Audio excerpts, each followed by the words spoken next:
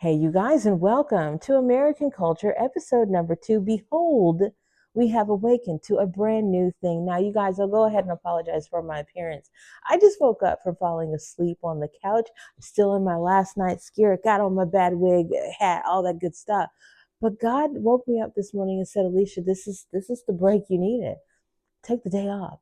You see, I had been so mentally wrapped up in the former way of doing things like, is God going to come through? What does he mean by this? Worried about the rent and all this other stuff. And last night, and I told you guys, I made that video about if God is telling you to not pay the rent, this might be why, because he's using this to really make room for, him to show up and be God.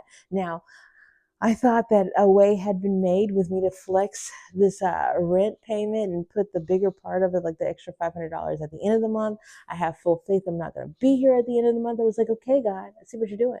But then when I checked last night, I couldn't do the flex. So I had to go ahead and pay $2,000 for the rent and then wait and see, I guess, until tomorrow. Because again, there was no lease for me to sign. So I can't do that. And I still seemingly am now in debt and have to speak to these people about what am I going to do with this on Monday. So God's got today to show up, and you guys, I put it back in his hand. I said, you can have it because like I said, I'm at that wall where there's, Paul, stop it. There's nothing that I can do in order to be able to facilitate this. Let me let you see him since he's down here being just duck himself. And let me love him. Pew. Sometimes he scratches because he's like, Mother, please let the people know that a dog is here. Look at him loving me, caring for me. He's the best boy. With that being said, since I laid the whole rent thing down, I started to think last night before I went to bed. I told you guys I was trying to chill out. I was going to go outside, but there were people for the first time ever outside doing a bonfire. I don't know if God was like, no, you don't need to go outside because he knew I didn't want to interact with anybody, or if God knew I wanted to go outside and I should have interacted. And that's what's different now, you guys. I see life from the older perspective, but I also see the extra opportunities if I would get into the mode to go and have them. I could have put on a smile and done all the things and gone outside and been like, hey, friends, how are you? If there weren't any ladies out there. Ladies don't like when ladies join, but you know what I mean. I could have felt the area to see, or I could stay inside. I chose to stay inside because your girl, that I really need some time to myself. And that's why I'm making this video today, because God is telling me, Alicia, take the vacation, but take it here. Like he wants me to get my apartment completely cleaned out, do away with, old clutter. He basically is like, everything that is not necessary and not extremely personal, please get rid of it. You're moving here. We got to get into the mode of that. So that's what I'm going to do after I wake up officially, because it is like 4 something in the morning, you guys. I just woke up and started to do this. And I'm going to tell you the reason what cleared the way for this is because I was having the Kairos moment last night of, Lord, where are you? You got to show up, because this in between a girl can't do. I can't stay here for the next, 2, 3, 4 years of my life. We gotta move. And I recognized that a lot of it was getting my head in alignment with who I actually am, which is a very empathic person. I've told you guys, I can see you. I can see straight through you. Uh, the moment that you open your mouth, it's like the story just starts coming out, and I can see visions and all this other stuff about your life, which is really great for actually people who want to help themselves, not so much for the narcissist. Now, you guys, what I don't particularly care for is that in modern times we have made narcissism this horrible thing, and it's not. It's everybody. Everybody's a narcissist. We all, to some degree, are living a life completely based off of what we see. That is just how this works.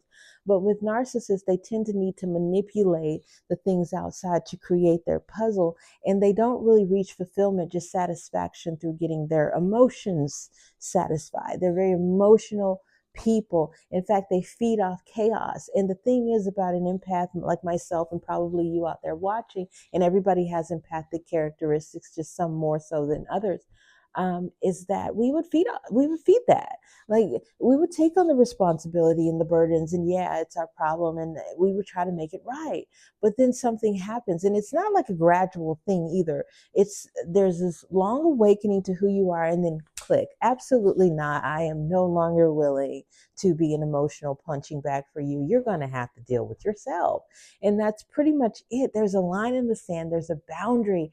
And anybody who needs you to be who they need you to be, when they show up to experience the character they've defined you as and you're not there, it's like a shock to them. And if they can't get their emotional rocks, off by simply interacting with you, they'll get it by talking about you. And so I can no longer be in situations where people need to diminish me or completely insult my character in order to feed whatever emotion they're having at the moment. I can see through it. I'm not going to engage. I'm going to stay calm and let you deal with you.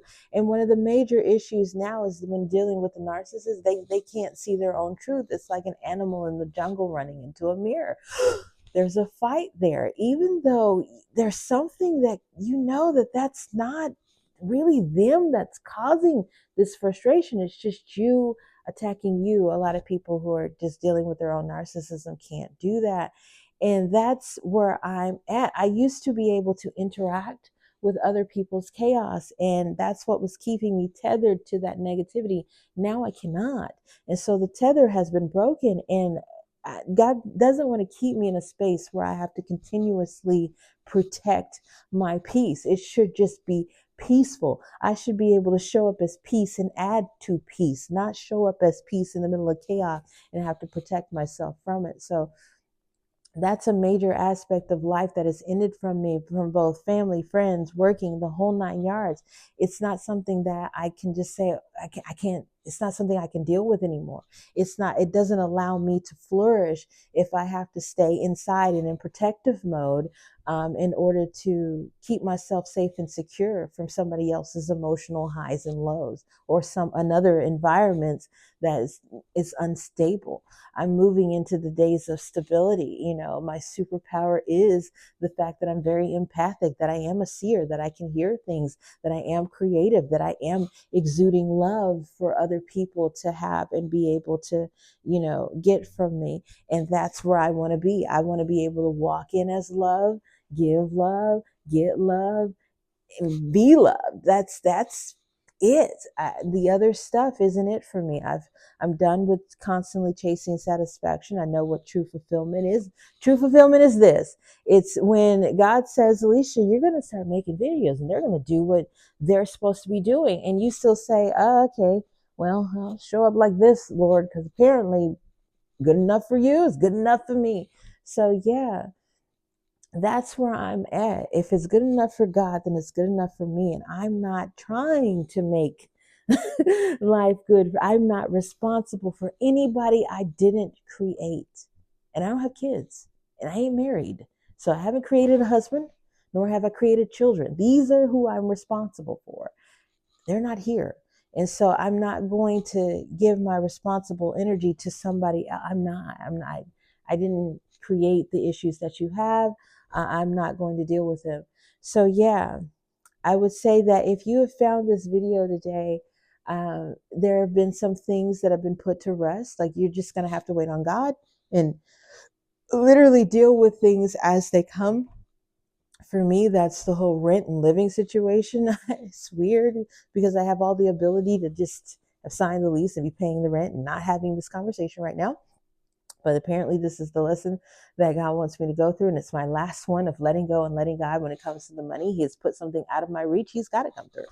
And then the second part of it is why. It's because I've stepped away from the narcissism. I've stepped away from the constant emotional roller coasters of life and needing to feed that. And I'm not doing that for anybody else. I'm not doing that for myself.